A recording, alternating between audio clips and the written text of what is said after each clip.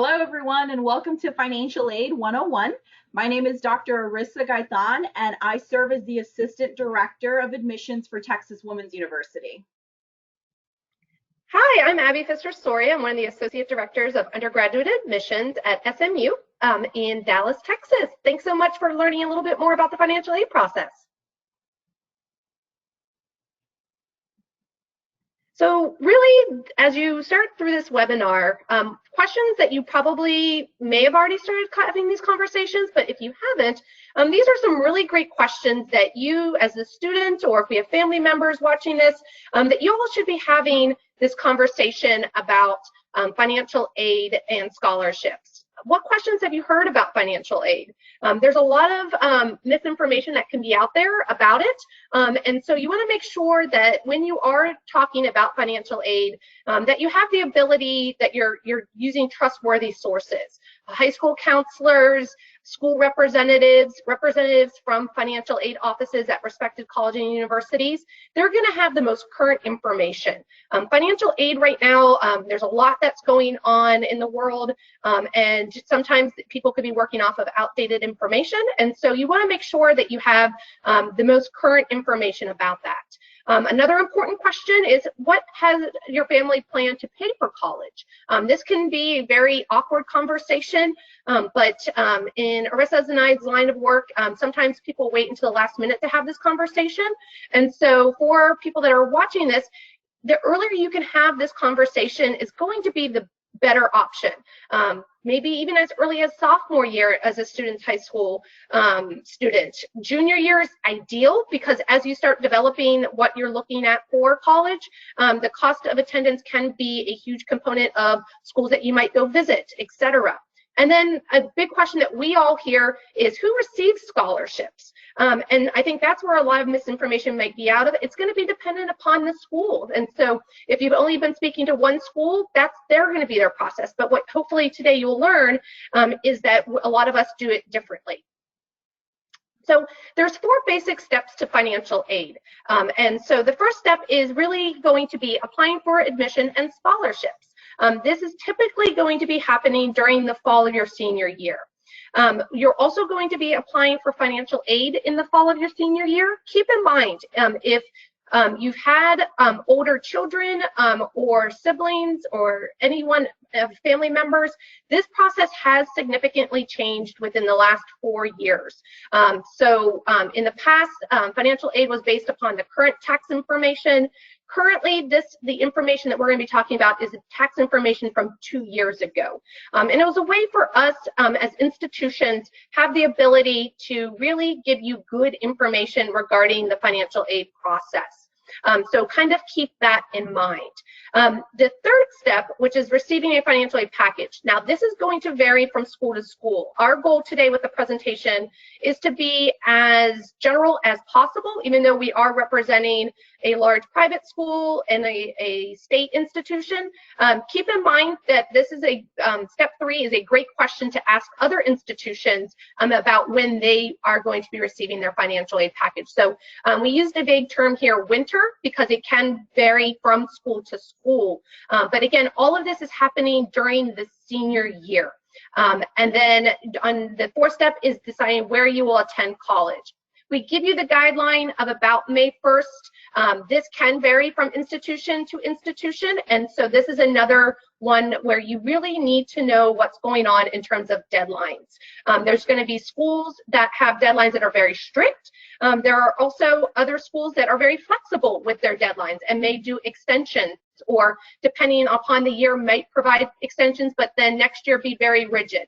And so it's so important, specifically with financial aid and scholarships, is to know the timeline of your respected institution. So these 4 steps are just going to give you a basic guideline as the industry of higher education. So there's some important terms that you really do need to get a good sense of. Especially if you are a student you are the first one to go to college, there's a lot of jargon that you'll need to learn and want to make sure that you're getting the right information. We get many times where people are calling our offices and they are asking for financial aid And what they're really looking for is scholarships. So a way for you to get the best information possible is kind of getting a good sense of what these terms mean, so that way you can get the right information. So for example, scholarships. As a rule of thumb, scholarships are merit-based, which means they're based on a talent or ability, mostly going to be relying on things that you've done in the classroom. There are some scholarships that do have what we call a need component, which we'll talk about in a second. But as a rule of thumb, scholarships typically have no need component to it. Financial aid, though, is a general term where we as institution is dealing about need-based assistance. And when we use the word need-based, as a rule of thumb, it's going to be what the family's income is, as well as any income that the student might be bringing in, because we do acknowledge in some cases families might need to rely on students to be working part-time or even full-time during their high school career, and so that is additional income that needs to be taken into consideration. And again, we're going to talk a lot more in detail because that's where most of the questions are regarding the need base. Going a little bit deeper into financial aid, as you start then going through, and you might have seen this if you've had brothers or sisters or older children have gone through it, in some packages you might see the word grants. And the big thing that we want you to understand if you do see a financial aid package with the word grants is that this is not money that you paid back. I think there is a misnomer about grants that students have to pay that money back. And absolutely not. This is usually provided either by the government or by the university in some cases if they have additional resources that they're able to provide for that.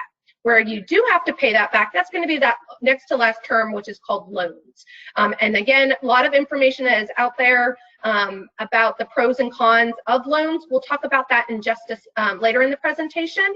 But no, that's the things where you have to know what the terms are, your interest rates, things like that regarding loans.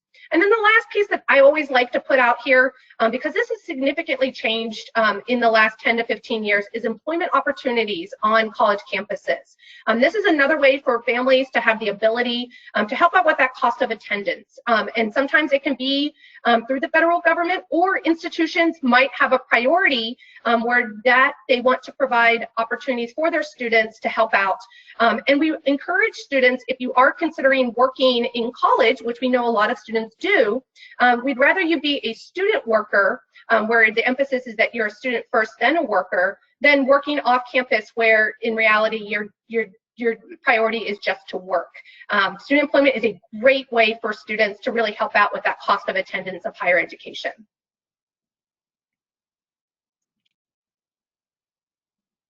So now, like I said, we're going to go deeper into what need-based assistance is going to be. And before we go really detailed into this, I want to talk a little bit about the principles of financial aid. And so for the most part, there's guiding principles in each institution's financial aid office that there is a responsibility to, if at all possible, to have the primary for their students to be paying for their student education in some capacity. Students also have a responsibility to contribute in educational costs. Now, this can go for the most part in a lot of different ways, and it will vary from school to school. So for example, if a student is bringing a third-party scholarship, this is a way that students can contribute to educational costs. And we understand, and if you see this first part of it, to the extent they are able, we acknowledge that there's all different layers of the word able. And so kind of keep that in mind. And so while you, if families are watching this, while you are claiming someone as a dependent, a lot of times there are situations where students will say, my parents are not helping, and that's very possible. And those kind of situations, then you would need to speak directly with that specific school to walk through that process. So we acknowledge there are some times where families cannot do anything, but just keep that in mind. How aid is classified. We talk about gift aid. This is going to be through scholarships and grants. Self-help aids. These are going to be loans and employment, or even third-party scholarships. Some schools will classify self-help aid within this classification. So how are we calculating need calculation?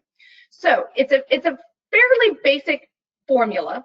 The top here is the cost of attendance. The cost of attendance is going to be fixed by the institution. Over there on the right side is some examples of things that will come into the cost of attendance. And this is fixed by the institution and will vary. So between Arissa and I's, we're going to have very different costs of attendance based upon the funding sources and other things. And so keep that in mind. So then we subtract what we call the estimated family contribution, or if you've gone through this process, you might have heard the term EFC. EFC is the parent contribution and the student contribution, which equals our estimated family contribution. Now, keep in mind, in order to calculate that EFC, that is based upon the government, the federal government specifically, and Congress. So rarely does a family go through this process and looks at what the EFC is and says exactly, oh yes, this is exactly what I thought I was going to pay for college. So keep that in mind. It's a very complex formula, and so keep that in mind. So once you subtract those two, then you get that demonstrated interest. So here are some ways, demonstrated financial need. Thanks, Arissa. And so here is just some basic understandings of how we get to a cost of attendance, because that sometimes can, again, vary because depending upon what a school requires will dictate that. For example, at SMU, we require and guaranteed housing for your first 2 years. So the cost of attendance is going to look very differently than someone that they may not have that requirement to live on campus. So these are just some examples here of all different types of things that can be included into a school's cost of attendance. And these are all going to be very clearly located on a financial aid website. So need can vary from the cost of attendance. And I'm more of a visual kind of person, and so I love this visual. So for example, we have over here on the far left, that cost of attendance, which is variable. So for example, one being more of an expensive institution is going to be more like your private universities. Two would be an example of Texas Women's, where they're affordable, but still, you know, moderately priced. Then three is going to be an example of our local community colleges. Very affordable, very reasonable, is not going to have a very high cost of attendance because they may most likely not require to live on campus. And so that is variable. So then when you subtract that EFC, again, the EFC does not change. When you apply it, the need could vary from school to school. So you could have had a student, if you, again, going back to the example that you've had older brothers and sisters or even friends, you know, they might have been looking at a number 3 and they did not have any need, but then they're looking at a school that's in that 1 category and now you do have need. So more of a visual type of example here. And then if you're a numbers kind of person, here's just another example, again, showing that cost of attendance being different, but EFC being applied equally. Again, just if you're a numbers person, just again, these are examples. These by all means are not our exact numbers, but just as an example of how that would look. So let's talk a little bit more about the FAFSA. I know many of you guys either might have already submitted this for this upcoming fall, or you're going to get ready to submit it as a current junior. So the FAFSA application, it stands for the Federal Application for Financial Student Aid. I believe that's what it is. Free application for federal student aid, excuse me. So that's what that stands for. My main thing with this one is please remember this is a free application that you submit. There can be a lot of scams that happen, especially during peak financial aid seasons, where they're going to say you have to pay to submit this application. Make sure you are using that website that's at the bottom of that slide, fafsa.ed.gov. It's a free application. You're going to log in, you create a login, you create a password. You'll also have to create one for your parents so that they can go in and submit the end part of it. But with the FAFSA application, it actually becomes available October 1st of your senior year. So that's when you can start logging in to submit this information. As Abby mentioned earlier, for the FAFSA, it's looking at tax information from 2 years prior. So it's going to be information from 2 years prior to whenever you are starting that senior year. With the FAFSA, it's actually establishing eligibility to apply for U.S. federal aid. Now, this is an application that if you are a U.S. citizen, you can qualify for. If you are not a U.S. citizen, we'll talk about that here in a little bit and give you more information on how to apply for that. You've heard Abby mention a lot during the first part of this presentation is EFC, estimated family contribution. How do you get that magic number? By submitting this financial aid application, it's actually going to determine the EFC. As soon as you hit submit, it's going to show you, here is your estimated family contribution for this upcoming year. The rule of thumb is the closer that number is to zero, the more free federal grants you're going to qualify for. Once that number starts going up higher, the less free federal grants you're going to qualify for, and you're going to be more so looking at loans as an option. Now, that's what we're looking at when we're considering what that EFC is. The IRS data retrieval tool, which you'll notice is the next bullet point on there, with the IRS data retrieval tool, financial aid makes it super easy to grab your parents' information from the IRS 2 years ago. So instead of them having to go find the paperwork, back before this happened a couple years ago, you had to pull up the paperwork and match line 22C and then enter the number. So there were a lot of issues where students were entering the incorrect number, or they weren't using the right form. And so a lot of issues were coming up.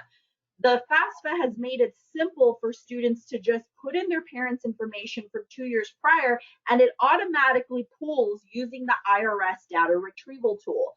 It's great. It's a really good option, and it helps lessen the chance of you getting flagged for verification. So in the case that you are flagged for verification, there's additional documents you'll have to present depending on the financial aid from the school. Usually it's tax transcripts from the IRS. There might be verification forms that you need to submit. So the best way to ensure that you are not going to get flagged for verification is to make sure you're using that IRS data retrieval tool when you're doing the FAFSA. I mentioned earlier, you do have to be a U.S. citizen or a permanent resident in order to submit this application. And also, you want to make sure, remember, beware of that FAFSA.com. Make sure you're using that .ed.gov website, because this application is 100% free.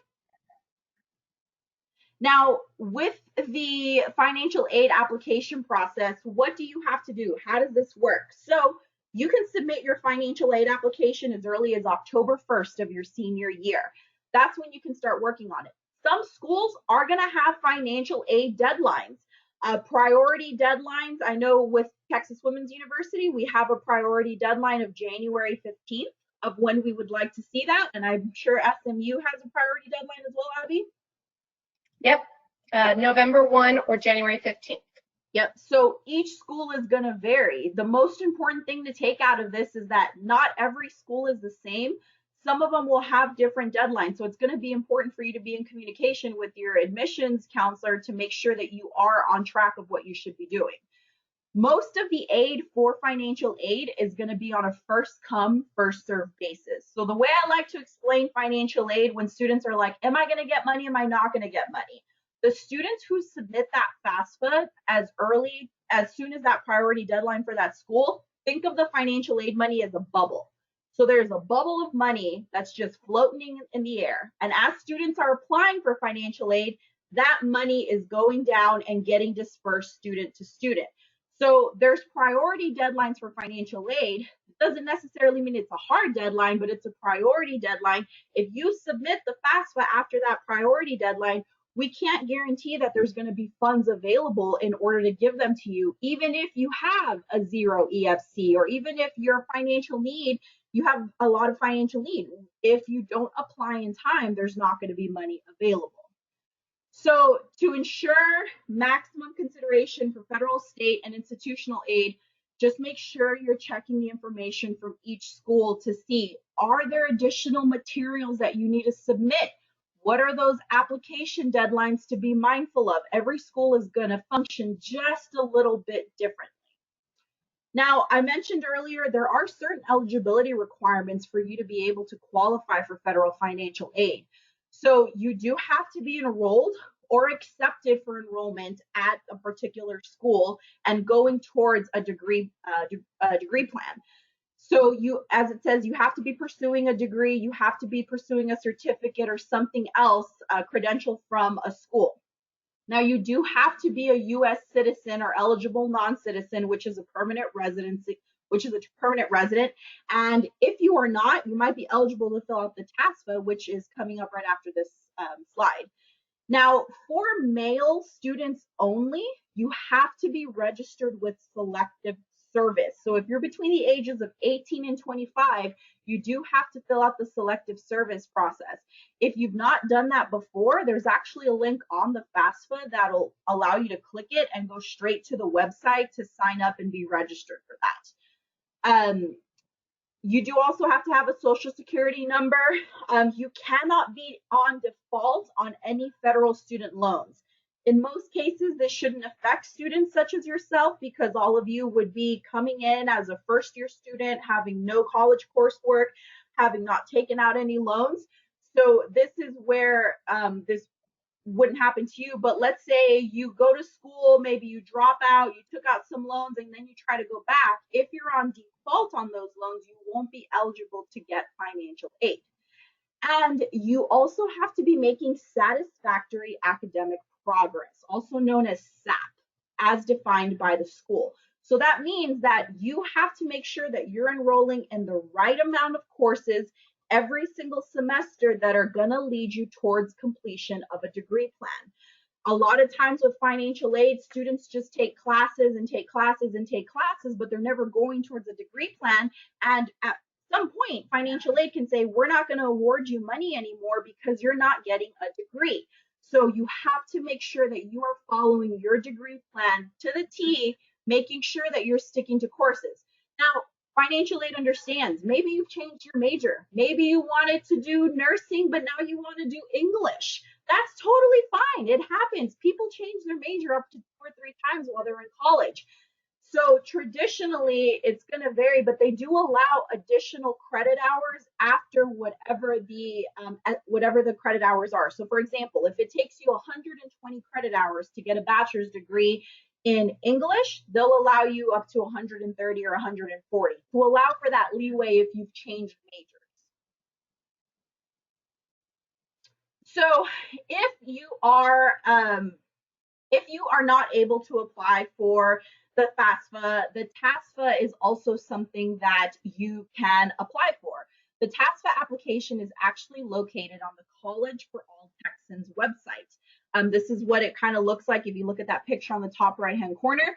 The College for All Texans website. So for students who are not a U.S. citizen, you are eligible to apply for TASFA, and through TASFA, it's actually state grants that are awarded to students if they don't qualify to submit the FAFSA application. A couple of things to note with the TASFA is it is a paper application. So when you go to the website, you will have to actually fill it out online through your computer. You print it out or you save it and scan it to your financial aid office.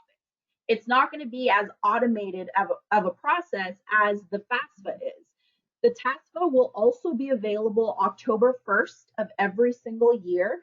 So if you go to the website now, you're only going to see the information for 2021. You're not going to see anything moving forward after that.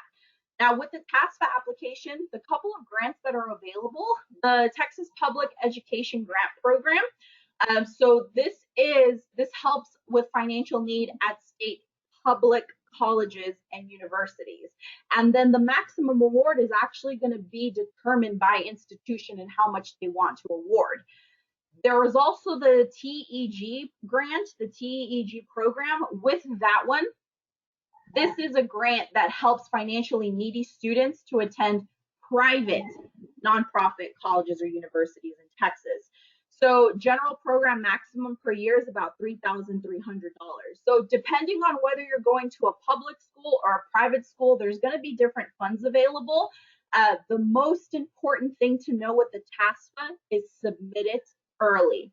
While we say that there is a priority deadline for financial aid of January 15th, I always encourage students, if you're submitting the TASFA, try having that submitted by November, December at the latest, because it's the same idea with that bubble of money that I was talking about earlier. The only thing with the bubble is students, we get much less grants to award for students who are applying for TASFA, so that amount goes by a lot quicker. It goes through a lot quicker than students who are applying for the FAFSA application. So there's a secondary document called the CSS Profile, which some institutions, there's about 5 here in the state of Texas, SMU is one of these schools, that require a secondary financial aid document. This will also probably be a good rule of thumb if you are looking at schools outside the state of Texas. We hope that you're going to stay close to home or stay in the state of Texas, but we acknowledge there's some really great institutions that are beyond the Texas borders that you might be looking at. And so these institutions like SMU and some others here do require a secondary document. Our goal with this is just to do a safety check on the information in the federal document. There's a couple other questions that we can ask. The reason why most institutions are going to require the CSS profile is that we want to make sure that for the institutions that do have institutional money to give out, that the money that we are giving are truly going to families of need. There are ways in the federal document that just doesn't ask questions like how many homes do you own? Things like that that can be considered additional resources towards a family's income or resources. So this is just, it's done through the College Board, which is the same board through the SATs. And so keep that in mind. The other thing to keep in mind, there is sometimes a service fee. And so a good rule of thumb as we start then transitioning a little bit more into scholarships, you shouldn't have to pay money to get money. The exception to the rule is going to be this. For example, at SMU, it's a $60 fee. If you end up enrolling at SMU, we will credit your $60 just because of that guiding principle that you shouldn't have to pay that money. And so we credit that towards your SMU account. But again, the big thing is if there's a couple things that you leave this presentation, it's to make sure that if you are looking at a school, to make sure that you are doing the secondary document, because if not, you may not have what we call a complete financial aid package. And so again, I'm a numbers kind of person, and if you're learning different ways and want to see it kind of spelled out here, just as we wrap up the need component, this is another example. Again, the difference is, again, fake numbers here between a public school and a private school and how that can look differently. And so as you can see in these possible financial aid packages, you're going to see scholarships being a little bit different. Grants, again, you don't pay those back. How loans will look a little bit differently, and federal work study. And again, just these are examples, just so that you have a good sense of what this could look like. Now, when we're talking about federal aid opportunities, what all can you qualify for when you're applying for financial aid? There's a couple of different things. So we see the Pell Grants, which is up to $6,196 per year. So when you're awarded your financial aid, you're actually awarded for the whole academic year, fall and spring. And then if you decide to take summer courses, that money is divided upon the entire year. So students think, oh my gosh, I got $6,000 for the semester. That's going to go really far. No, you actually, if you're planning to enroll in that school, fall and spring, that Pell Grant gets divided in two. Part of that goes to fall, the other part goes to spring. We also have the Supplemental Educational Opportunity Grant, which is going to vary from school to school on as far as how much they want to award you for. A Teach Grant is an excellent opportunity. If you're thinking of going into education and you want to be a teacher specifically in high need areas, low income areas, if you know that that is what you want to do off the bat, talk to your financial aid office about getting awarded the Teach Grant. As long as you meet the minimum requirements for the grant and you teach for, I believe it's 5 years after graduation, the money that you took out for that Teach Grant, you don't have to pay it back, and it is forgiven and you're fine. Now, if you get the Teach Grant and you end up not fulfilling the requirements of that, it does actually turn into a loan. So you will have to pay that money back and have to start paying on the interest that's accrued on the loan while you've taken that out.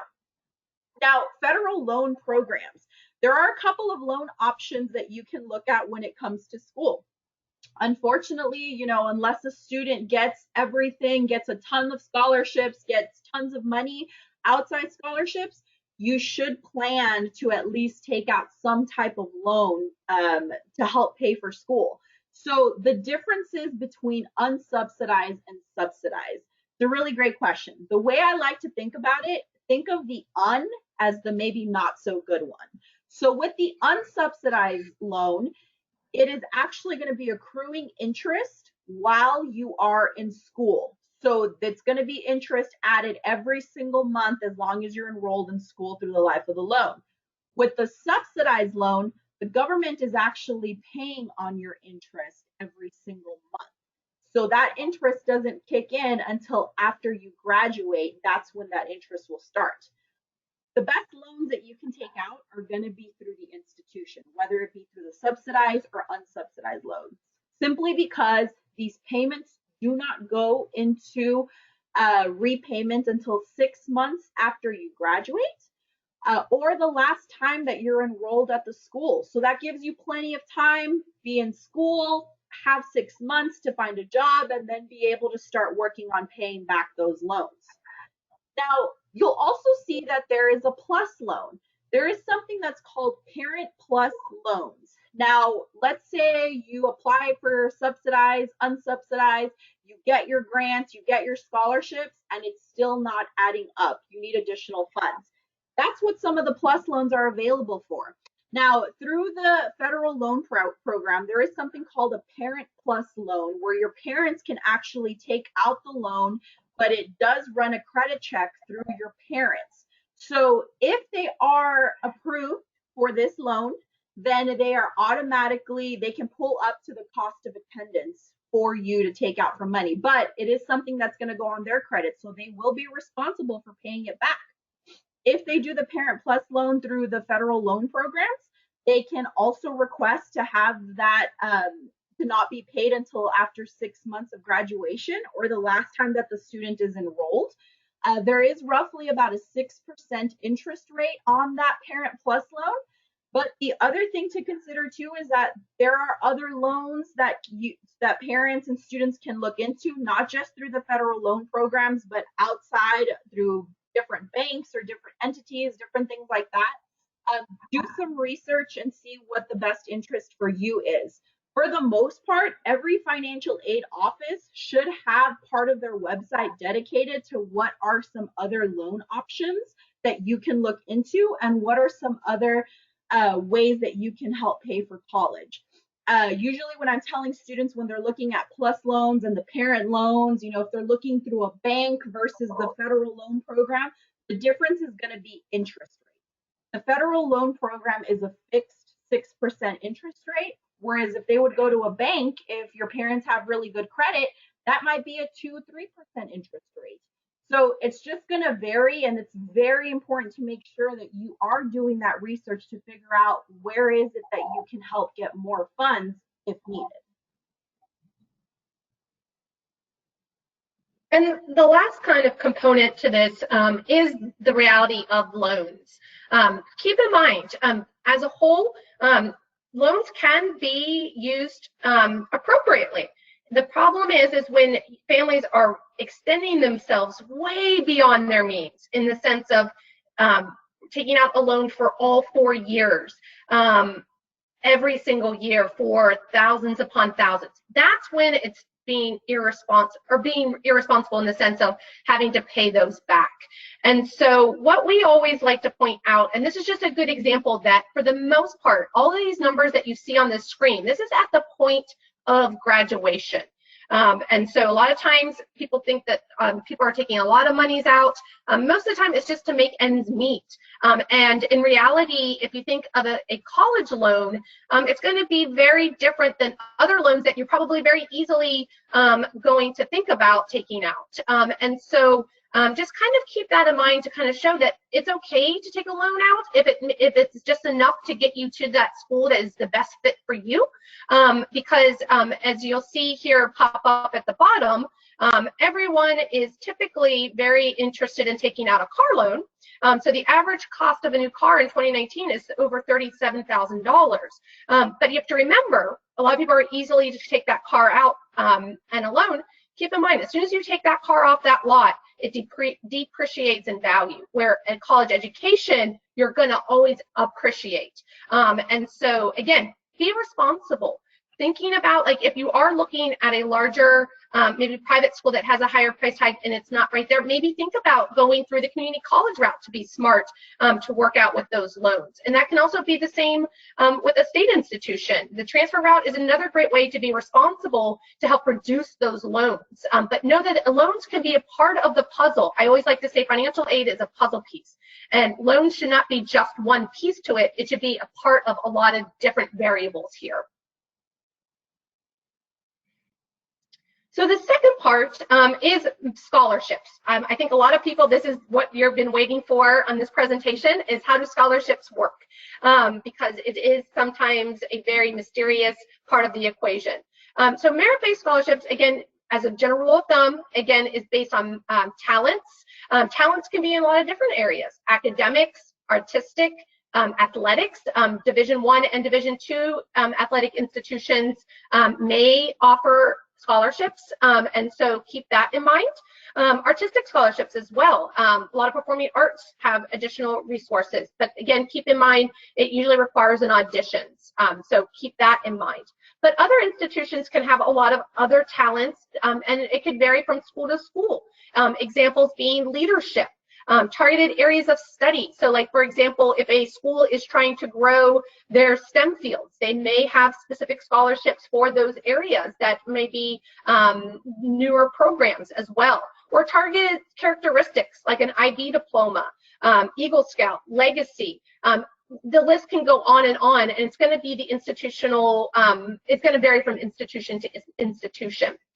There are two main ways that schools, for the most part, do awarding of scholarships. And so this is really where you have to kind of get a good sense of what is that institution and how are they awarding their merit-based scholarships. For example, SMU, we do the competitive route, where if you think of a bell curve, it's going to be depending upon what the applicant pool is of that specific year. So you could have a friend or a family member that went through it last year and get a certain scholarship, and then you might get something different because it depends on the applicant pool of that year. A lot of schools are starting to move to an automatic scholarship where you'll see this and you'll know this very easily because as you go to a college fair or you go onto a virtual website, you're going to see what they call a grid. And the grid, you go down the SATs and over to the top is GPA. Now, keep in mind, there are a lot of schools going in for the academic year of 2020 and 2021 that are revisiting test score. So again, when I said earlier, you need to know what the current policy is of your year. So just keep that in mind, that schools are going to be different in terms of how they award scholarships. So for SMU, here are just some examples of some of our scholarships. Keep in mind, about 60% of our students do receive some type of merit-based scholarship. And so, like, for example, a lot of students are very familiar with our scholarship, President's Scholarship, which is our full tuition. Keep in mind, you should not put your eggs into all one basket for some of these full tuition type of scholarships. The other example we always have for leadership is our Hunt Leadership Scholarship Program. To keep in mind, for SMU, you automatically are reviewed for these scholarships with the exception of the Hunt Leadership Scholarship Program. So keep that in mind. Again, scholarships on the right side, these are just estimates from year to year, depending on what year you're watching this video. These are more just examples of opportunities that we've had in the past. So for Texas Women's University, we do have some merit scholarships as well. The difference between SMU and TWU is that students actually have to apply for scholarships on our end. So you have to apply through Apply Texas, and there is a scholarship application that you have to submit. You answer questions that are geared all towards you. What's your GPA? How'd you do on your SAT, ACT test scores, and a bunch of other questions. Once you hit submit, it actually populates for you which scholarships you can apply for based on what you entered. So some of the scholarships, you'll see them towards the right-hand side. These are for this upcoming academic year, 2021, depending on when you're watching this, but this is what it's looking like for this upcoming year. So some of the ones I like to highlight, the Presidential Scholarship is actually the only one that you don't have to apply for. If we see that you are valedictorian or salutatorian of your senior class, you will automatically be awarded that scholarship, and it pays your tuition and fees for all 4 years. The Terry Scholarship is also our biggest one that we have. You'll see that it pays pretty much almost everything for all 4 years. That one does have an application process. There's essays, there's letters of recommendation that you have to submit. So it's a whole process that you need to go through.